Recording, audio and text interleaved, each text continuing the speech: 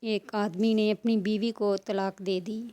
کچھ لوگ اس کے پاس پوچھنے آئے کہ اس نے اپنی بیوی کو طلاق کیوں دی۔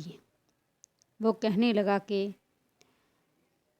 ابھی وہ عدت میں ہے، اس لیے وہ ابھی میری بیوی ہے، مجھے اس سے رجوع کرنے کا حق ہے۔ میں اگر اس کے عیب تمہارے سامنے بیان کر دوں تو رجوع کیسے کروں گا؟ لوگوں نے انتظار کیا اور اس کی سابقہ بیوی کی عدت ختم ہو گئی۔ اس شخص نے رجوع نہیں کیا۔ لوگ دوبارہ اس کے پاس آئے۔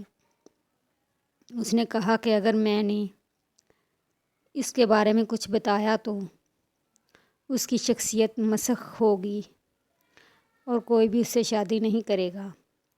لوگوں نے مزید انتظار کیا، یہاں تک کہ اس عورت کی دوسری شادی ہو گئی۔ لوگ دوبارہ اس شخص کے پاس آئے اور طلاق کا سبب پوچھنے لگے۔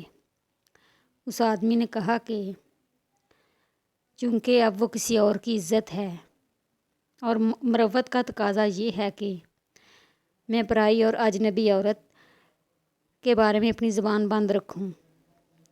سوچنے والی بات ہے کہ آج کے دور میں ایسے لوگ ہیں، بلکہ کہیں رشتہ ہونے لگے تو بے حساب غلطیاں نکالنا شروع ہو جاتے ہیں۔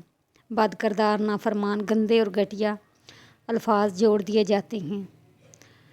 واضح رہے کہ بیٹیوں کی شادی وہاں کریں جہاں لوگ انہیں اپنی عزتیں سمجھیں، نہ کہ وقت گزاری کا ذریعہ۔ اللہ پاک تمام بیٹوں اور بیٹیوں کے نصیب اچھے کرے، آمین۔